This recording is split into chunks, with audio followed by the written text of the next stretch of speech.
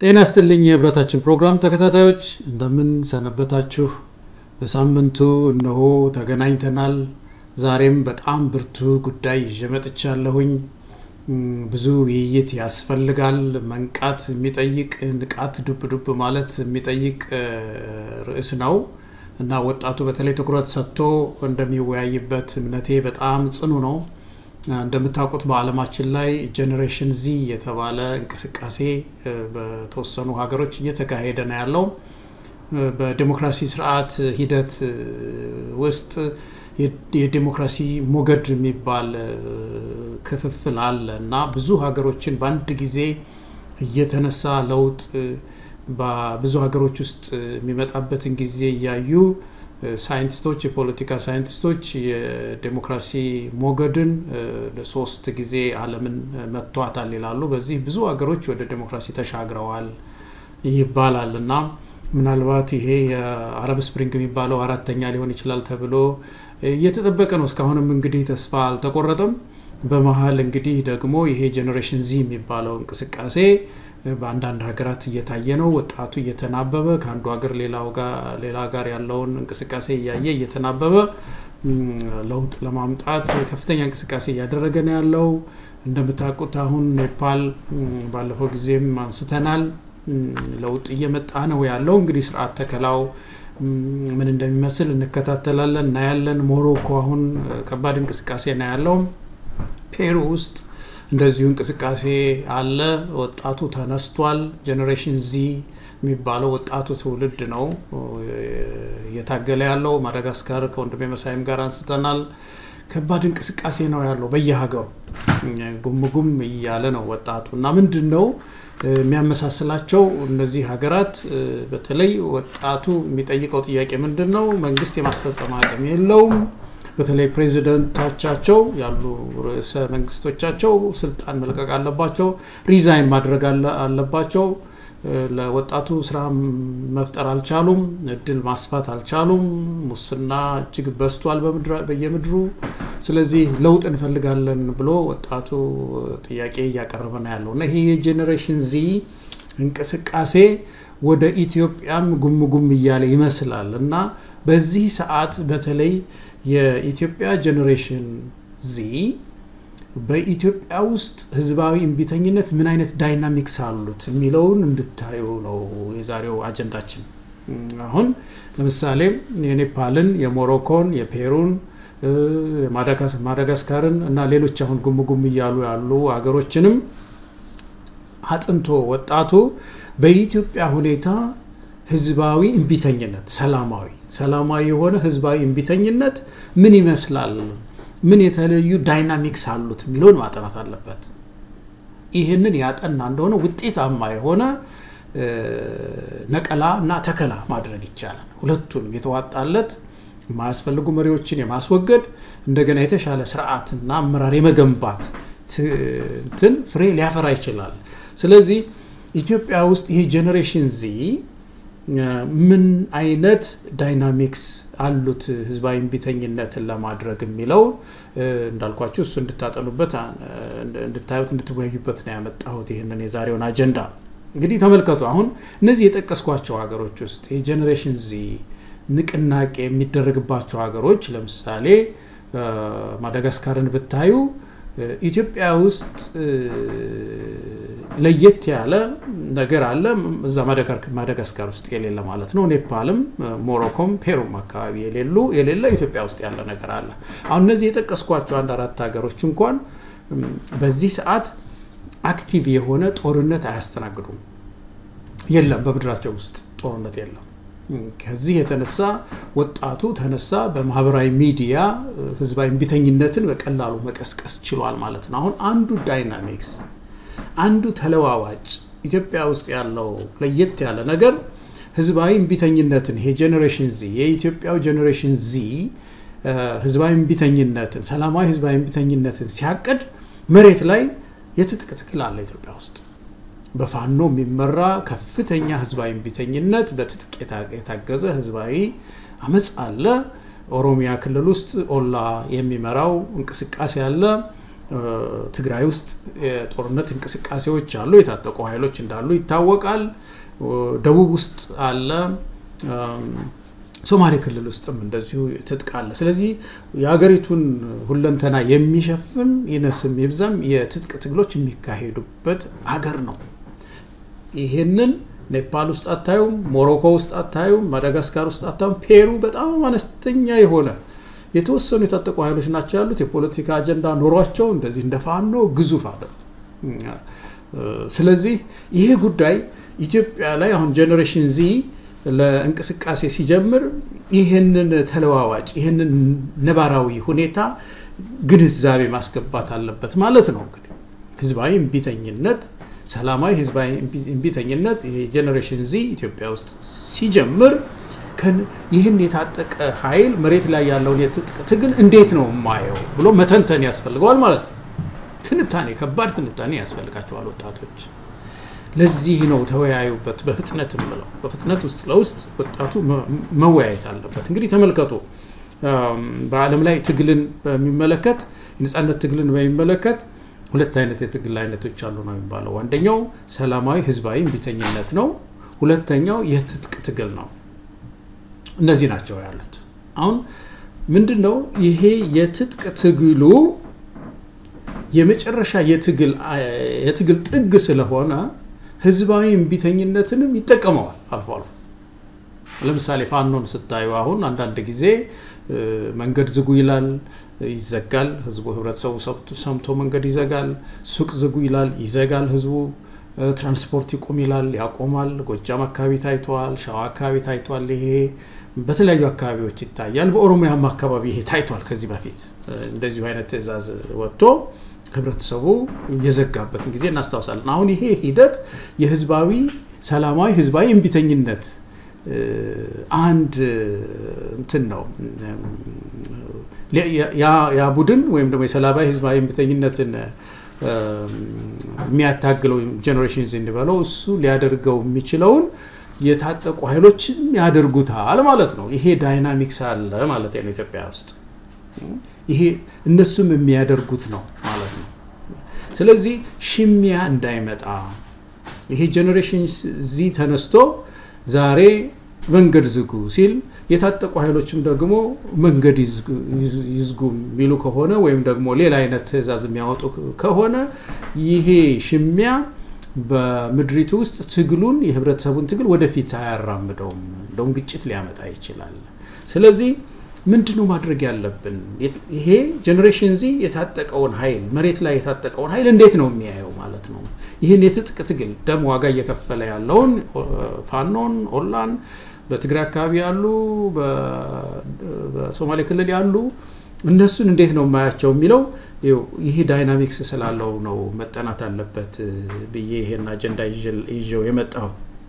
ስለዚህ ጄነሬሽን ዚ ትልቅ ሌላ ሀገር ያልታየ እነዚህ ሀገሮች ውስጥ ያልታየ መሬት ላይ ሌላ ትግል ስላለ ራሱን ከዚህ ጋር እንዴት ነው የሚያየው የሚለው ነገር መጠናት መቻል አለበት በእኔ እምነት እነዚህ የታጠቁ ኃይሎች ስርዓቱ በሩን የዘጋባቸው ስርዓቱ ያስጨነቃቸው የመጨረሻ ጠመንጃ ያስመረጣቸው ልጆች ናቸው ስለዚህ እንደዚህን ከነዚህ ኃይሎች ጋር በመናበብ መስራት አለበት ብዬ አምናለሁኝ እኔ አለበለዛ ጄነሬሽን ዚ የትም ሊደርስ አይችልም ጄነሬሽን ዚ እንዳልኩት ወይም ደግሞ ግጭት ሊያመጣ ይችላል ስለዚህ መናበብ ያስፈልጋል ዋናው ነገር ምንድነው በድህረ በኋላ ነሰዋለሁ በድህረ ትግሉ ጊዜ አብሮ መስራት ስለሚኖር የታጠቁ ኃይሎችም ሰላማዊ ህዝባዊ እምቢተኝነትን ሲመሩ የነበሩ ሰዎችም በሽግግሩ ጊዜ በአንድ ላይ ተቀምጠው ሲቪክ ድርጅቶችንም ሰብስበው ምሁራንንም ሰብስበው የሚገነባ የሽግግር ጊዜ መፍጠር ስላለባቸው ከወዲሁ በትግሉም ላይ የትግል ሽሚያ እንዳይኖር ንጥቂያ እንዳይኖር ህብረተሰቡ ግራ እንዳይጋባ እንዳይደናገር እቅድ መፋለስ እንዳይኖር መሬት ላይ ጄነሬሽን ዚ ይሄንን ማገናዘብ መቻል አለበት ቀደም እንዳልኩት ትግል ሁለት አይነት ትግል ነው ያለው ህዝባዊ እምቢተኝነት ሰላማዊ አለ የትጥቅ ትግል አለ ይሄ የትጥቅ ትግል የሚያካሂደው ኃይል ህዝባዊ እምቢተኝነትን አልፎ ይጠቀምበታል በዚህ ጊዜ የመሃል ላይ ግጭት እንዳይፈጠርና ትግሉን ወደ ኋላ እንዳይጎትተው የኢትዮጵያ ጄነሬሽን ዚ ይሄንን ነገር እንድታጠኑት ነው። አሁን አንዳንድ ልጆች አንዳንድ ወጣቶች ብድግ ያሉ እንደሆነ ስለሚሰማኝ ይሄንን ጉዳይ አጥንተው ነባራዊን ሁኔታ ተንትነው እንዲነሱ ትንታግ የሆኑ ልጆች እንዲነሱ ከማሰብ ነው። በሁለተኛ ደረጃ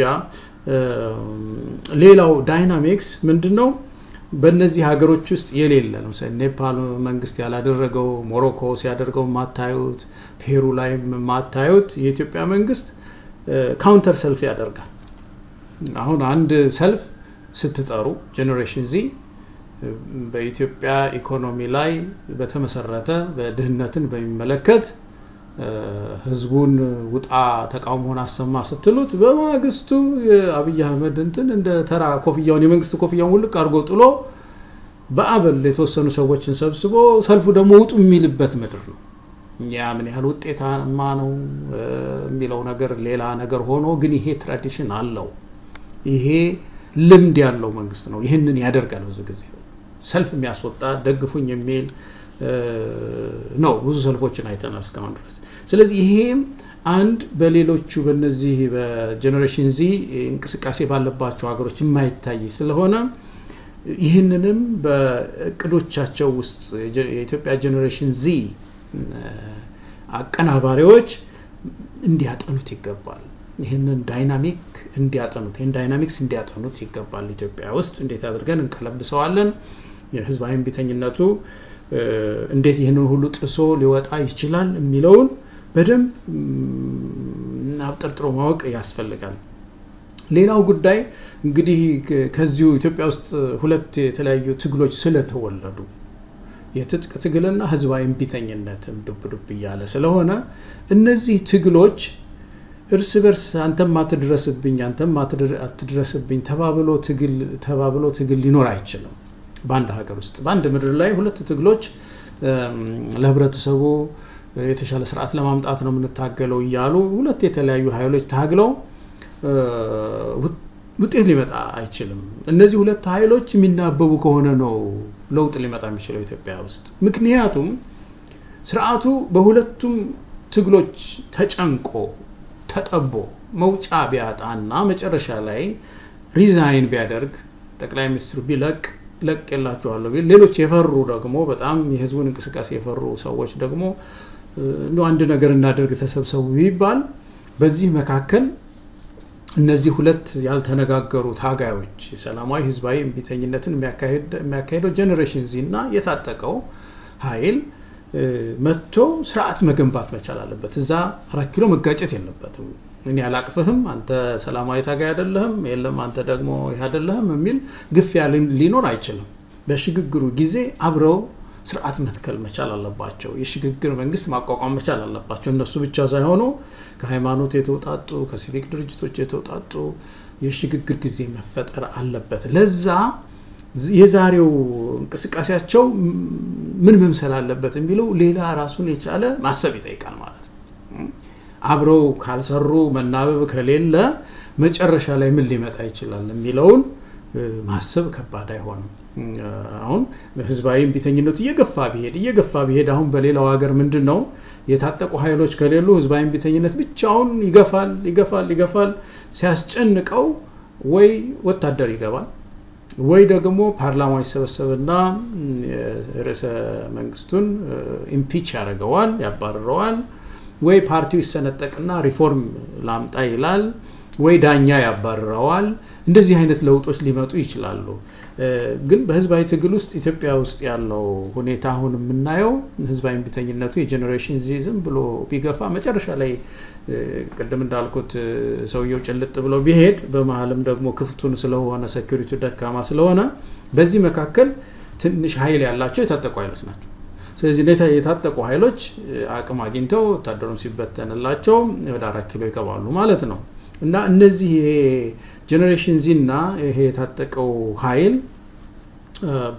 በጄነሬሽን ዚ ብለው በሰላማዊ ህዝባዊ ቢተኝነት መንግስትን ለውጣለሁ የሚለው ኃይል ከዚህ ከታጠቀው ጋር ካልተናበበ በ4 ኪሎ ግጭት እንዳይፈጠር ስርዓት ለመትከል እንዳንቸገር ያደርጋል ስለዚህ ቀድሞ ይሄንን ማሰብ ኢትዮጵያ ውስጥ ያለው ህዝባዊ እምቢተኝነት ሰላማዊ ህዝባዊ እምቢተኝነት እነዚህ ዳይናሚክስ አሉት ብሎ ማሰብ ያስፈልጋል የሚል እምነት አለኝ ሌላው ጉዳይ መነሳት ያለበት በግብ ላይ አሁን በሽግግሩ ላይ ብቻም ሳይሆን በአጠቃላይ ግብም ላይ መናበብ ያስፈልጋል ይሄ ጉዳይ በርግጥ ብዙ ሰዎች ድምር ውጤት ነው በያምናለሁኝ ብዙዎች ተሰባስበው የሚቀርጹት ፍኖተ ካርታ ለሀገሪቱ አለ ነገር ግን አጠቃላይ የሆነ ግብ ግን በዛ ላይ መስማማት መነጋገር ያስፈልጋል ምንድነው የምንፈልገው የታጠቁ ኃይሎች ትግላቸው ምንድነው ያጭር ጊዜ ግባቸው ምንድነው ከዛ ደግሞ ረዘም ያለ ጊዜ ራእያቸው ምን ይመስላል ኢትዮጵያ ውስጥ ምን እንዲመጣ ነው የሚታገሉት አሁን አንዳንዶቹ በብሔሮቻቸው አካባቢ የቆሰሉ ናቸው በኦሮሚያ አካባቢ በጣም የቆሰሉ አሉ በአማራ አካባቢ በጣም የቆሰሉ አሉ ወደ ሶማሌ ክልል ብንሄድ የቆሰሉ አሉ እነዚህ ወገኖቻችን ይሄን ቁስላቸውን ሎካል ብቻ አድርገው ሳያዩ ያንተ ቁስል የኔም ቁስል ነው የሚል ስሜት ውስጥ ገብተው የጋራ ቤታችንን ያዘመመውን ቤታችንን እንዴት አድርገን እናቀናው የሚለው ላይ መስማማት ያስፈልጋቸዋል የዚህ ጄነሬሽን ዚም ደግሞ ይሄንን ጉዳይ በተለይ በማምጣት ረገድ ብዙ ሚና ሊጫወት ይገባዋል ማለት ነው እንደዚህ ሆኖ ተሰባስቦ የሄደ ኃይል በግብ ላይ የተስማማ ኃይል በአጠቃላይ ግብ ላይ ማለት ነው ትልቅ ለውጥ ሊያመጣ ይችላል ግን በመጨረሻ ማለት ሞደው በዚህ ላይ እንደው በደንብ ተወያዩበት ወጣቶች በተለይ በኢትዮጵያ ሁኔታ ውስጥ እኔ አሁን ያጭር ጊዜ ግብ ሚኒመም አጀንዳ ሊሆን የሚችለው ወይም ደግሞ ብዙዎችን የታጠቁትንም ያልታጠቁትንም ህዝባዊ እምቢተኝነት የሚያቀናብሩትንም በትጥቅ ትግል የሚራመዱትንም ሁሉ ሊያቀፍ የሚችለው ኢትዮጵያ ውስጥ አንድ ሽግግር መምጣት አለበት የሽግግር መንግስት መቋቋም አለበት ከፍ ሲል እንዳልነው የሽግግር መንግስቱ ኮምፖዚሽን ከተማሩ ሰዎች የታጠቁ ኃይሎች ፖለቲካ ፓርቲዎች ሲቪክ ድርጅቶች የታወቁ ግለሰቦች እነዚህን ሁሉ የያዘ ሆኖ በዚህ በሽግግሩ ጊዜ የተወሰኑ ተቋማት የግድ መፈጠር አለባቸው አንዱ ተቋም የምክክር ጊዜ ነው አሁን ብዙ ጥያቄዎቻችን ዛሬ መነሳት የለባቸውም በዚህ የሰላማዊ ህዝባዊ እምቢተኝነቱና የትጥቅ ትግሉ እንዴት ተሳስረው ኢትዮጵያ ውስጥ ትግል ማድረግ አለባቸው ስንል የፌደራል ስርዓቱን የባንዲራ ጉዳይ የመዝሙር ጉዳይ ወዘተርፈ መነሳት የለባቸው እነዚህ በምክክር የሚፈቱ ናቸው የሽግግር መንግስት ኢትዮጵያ ውስጥ የሚመጣው የሽግግር መንግስት አንዱ ስራው አንድ ተቋም መፍጠር አለበት ዲያሎግ ያስፈልጋል ምክንያቱም ህገ መንግስት ሪቫይዝ የሚደረግባት ምድር ስለሆነች ቅድም ያልነው አንዱ ዳይናሚክስ አሁን በዚህ በኔፓል በሞሮኮ አካባቢ ያለ የህገ መንግስት ለውጥ አይደለም እየጠየቁ ያሉት እነሱ የሙስና ጉዳይ ነው የሥራ ዕድል ጉዳይ ነው ወዘተርፈ ነው እኛ ሀገር ደግሞ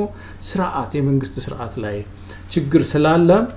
የግድ የሽግግር መንግስቱ አንድ የምክክር ኮሚሽን ነገር እንበለው አሁን ይሄ ያለው ስለተበለሻሸ ስሙም አብሮ የረከሰ ይመስለኛል ብቻ ምንም ስም እንስጠው ግን ኢትዮጵያ አንድ የዲያሎግ ተቋም ያስፈልጋታል በሽግግር ጊዜ ሁለተኛው የትራንዚሽናል ጃስቲስ የሽግግር ፍትህ ተቋም ያስፈልገናል የሽግግር ብዙ ደም ፈሰሰ በባለፉት አመታት ደግሞ የሽግግር ፍትሁ ደግሞ ዝም ብሎ አሁን የቅርብ ጊዜ ነው የሚያይ ብቻ አይደለም ያለው ባለፈው ያነሳነው ነገር አለ ኢትዮጵያ ውስጥ የቆሰለው እንደቆሰለ ነው ያለው በፖለቲካዊ የሆነ ጥቃት ሰውን አካሉ ላይ ደርሶ ብዙ ተጎድቶ ተበድሎ ያለው እንዳለ ነው ያለው እንዳለ እንደተበደለ እንዴት ይሞት ፍትህ በመድሪቱ ላይ አይቶ እግዚአብሔርን አመስግኖ እግዚአብሔር ፈረደልኝ ብሎ መሞት አለበት ለዚህ መድረስ አለብን ተሯሩጠን መድረስ አለብን ወገኖች በፍጥነት ብዙ የተጎዱ ሰዎች በደርግ ጊዜ ያለቅሱ ለህይወታቸው ዘመን ሁሉም ይሆን ጠባሳ ይተዋሉ እንድረስላቸው ስለዚህ ለዚህ በኢህአዴግም ጊዜ አሁንም ያለውን ይጨምራል የሽግግር ፍትህ ተቋም ያስፈልጋል ሁለተኛው ተቋም በሽግግሩ ጊዜ ማለት ነው ሌላው የህገ መንግስት ማሻሻያም እንደዚሁ አንድ ተቋም ያስፈልገናል የመንግስትን ስራዎች የሚሰራ ደግሞ ያው የሽግግር መንግስት ሲቋቋም ብቻ የመንግስት ስራዎችን ሁሉ ይሰራል በየጊዜው እሱ ጥያቄ ውስጥ የሚገባ አይደለምና እንደነዚህ አይነት በጣም ወሳኝ የሆኑ ተቋማትን ለመፍጠር ያሰበ ትግል ላይ መስማማት የሚኒመም አጀንዳችን ሊሆን ይችላል ለኢትዮጵያውያን ሁሉ ለታጠቀው ላልታጠቀው ሁሉ የብሔሬ ተጠቅቶብኛል ከዚህ የተነሳ ለመከታተል መከታተል መሆን ራሴን አደራጀሁ የሚሉ በየኮርነሩ ያሉ ወገኖች በምክክር በሚያድግ ዴሞክራሲ በሽግግር ፍትህ እና በሐቀኛ ምርጫ ችግሩን እንፈታዋለን የሚል ሚኒመም መግባቢያ ያስፈልጋቸዋል ስለዚህ አሁን ኢትዮጵያ ውስጥ ያለው ጄነሬሽን ዚ ብድግ ብሎ ትግል ሲጀምር እነዚህን ሌላው አካባቢ ያልታዩ ዳይናሚክስ ማብሰልሰል አለበት ማለት ነው የመሬት ላይ ያሉ እንግዲህ የገጠሙ ነገሮች ስለሆኑ እነዚህ ጋር እንዴት ነው አብሬ መስራት የሚችለው በእነዚህ ውስጥ እንዴት ነው መዋኘው የሚለውን ነገር ሊያስቡበት ወጣቶቹ ይገባል በጣም ውጤታማ የሆነ ህዝባዊ እምቢተኝነት ኢትዮጵያ ውስጥ ማድረግ ይቻላል ግን እንዳልኳችሁ ከነዚህ መሬት ላይ ከሚታገሉ ኃይሎች ጋራ እኔ ሰላማዊ ነኝ ንጹህ ነኝ ቅዱስ ነኝ ጥይት ያልተቆስም ደማ አላፈስም ምናምን ብሎ ራስን ግንጥል አድርጎ አውጥቶ ያኛውን የሚነቅፍ ህዝባዊ እምቢተኝነት ኢትዮጵያ ውስጥ ለመነሳት ቢሞክር ኢንቻ ይራመድም እንዳልኳችሁ ደግሞ ታግሎስ ደግሞ ውጤቱ ምንድነው የሚሆነው ከነዚህ ከታጠቁ ኃይሎች ጋር ኢትዮጵያ ላይ ሽግግር መንግስት ማምጣት ካልቻለ ስለዚህ የጄነሬሽን ዚ እንቅስቃሴ በአንድ በኩል የነዚህን ወገኖች ትግል ፍትሃዊነት ግንዛቤ ውስጥ አስገብቶ ነገር ግን በከተሞች አካባቢ በትጥቅ የታገዘ ወሰተርፈ ትግል ሳይኖር ህዝቡ እምቢኝ ብሎ ጨክኖ እነዚህን ወገኖችም ጫካ የሰደድካቸው አንተ ነህ መንግስት ጠመንጃ እንዲያነሱ ያደረካቸው አንተ ነህ መንግስት ብሎ መታገል ያስፈልጋል ይሄንን እንድታስቡበት ነው ቀደም ካነሳሁት ጋራ ምናልባት ይሄ ሁለቱ ሳይናበቡ ጄነሬሽን ዚ ወደ ህዝባዊ እምቢተኝነት የሚገባም ከሆነ የትግል ሽሚያው ትግሉን ወደ ኋላ ከመጎተቱ ባሻገር ከፍተኛ የሆነ ኮንፊውዥን ግራ መጋባት በህብረተሰብ ውስጥ ካመጣ የኢትዮጵያን ትግል ኢንቻ አይራመድም ብዙ አይራመድልንም ስለዚህ በጣም ጥንቃቄ ያስፈልጋልና እስቲ ጄነሬሽን ዚ ይሄንን አጥኑና ሌላው አገር ላይ የተቀጣጠለ ያለውን አብዮት ኢትዮጵያ ውስጥ አቀጣጥሉ እናንተ ናችሁ የኢትዮጵያ ተስፋዎች ኢትዮጵያውያን እናቶቻችን አባቶቻችን የማይማሩ ህፃናት ሁሉ የሚጠብቁት እናንተ ነው ኃይል እናንተ ጋር ነው ያለው አቅም እናንተ ጋር ነው ያለው በየሀገሩ መንግስትን ጠምዝዘው አንቀጥቅጠው መስመር የሚያስይዙት ወጣቶች ናቸው ኢትዮጵያም ውስጥ እናንተ እድሜያችሁ በዚህ አጋጣሚ በዚህ በጄነሬሽን ዚ ውስጥ ያላችሁ ወጣቶች ይህ ኃላፊነት በእናንተ ጫንቃ ላይ ነው ያለው በእናንተ ትከሻ ላይ ነው ያለው ስለዚህ መሬት ላይ ያለው ኢትዮጵያ ውስጥ ያለውን መሬት ላይ ያለውን ተለዋዋጭ በደንብ ካልኩሌት አድርጋችሁ ጥሩ ቅዶችን አውጥታችሁ ግጭት ውስጥ ያልገባ ሽሚያ ውስጥ ያልገባ ፉክቻ ውስጥ ያልገባ ትግል አድርጋችሁ በመተባበር የሥርዓት ለውጥ ኢትዮጵያ ውስጥ እንድታመጡ እንዳንድ ኢትዮጵያዊ ለመማጸን ነው ይሄን ፕሮግራም በህብረታችን ስም ያዘጋጀሁት እኔም ደግሞ አቅሜ ፈቀደውን እንዳንድ ዜጋ ማደርገውን ሁሉ አደርጋለሁኝ ሁላችንም እንደ ዜጋ ማድረግ የሚገባንን ሁሉ ካደረግን ኢትዮጵያ ውስጥ ለውጥ ሊመጣ ይችላል አሁን ዛሬ በጣም የአማራ ክልልና የትምህርት ጉዳይ ሳይ በጣም ነው የሚያስለቅሳችሁ በጣም ኢትዮጵያ ትበለጽጋለች ይላል ሰው አማራ አይበለጽግም ማለት ተመልከቱ ምንድነው እዚህ ላይ ይዤዋለሁኝ ስታቲስቲክሱን ወደ 2445 ትምህርት ቤቶች ትምህርት አይሰጥባቸው አማራ ክልል ውስጥ 3.96 ሚሊዮን ተማሪ አልተመዘገበም 28% ብቻ ነው ሃይ ስኩል ሁለተኛ ደረጃ ትምህርት ቤት ተማሪዎች ተመዝግበው ትምህርት የሚከታተሉት 72% የሚሆነው የአማራ ወጣት ሁለተኛ ደረጃ ትምህርት ቤት የለም በሀገሪቱ ውስጥ በአጠቃላይ 12ኛ ክፍል እየጨረሰ የሚሄደው እየቀነሰ ነው የመጣው 74% የሚሆን ብቻ ነው አሁን ምዝገባ አድርገናል በሀገር ደረጃ የሚሉት ሌላ 24% በጣም ብዙ እኮ ነው የለም ትምህርት እየጨመረ መሄድ ሲገባው በዚህ ደረጃ ተማሪዎች ከትምህርት እየራቁ ነው ያሉትና ይሄ ጉዳይ የዛሬ ጉዳይ አይደለም ወገኖቼ ሀገራችን ኢትዮጵያ ዳው ገበሬ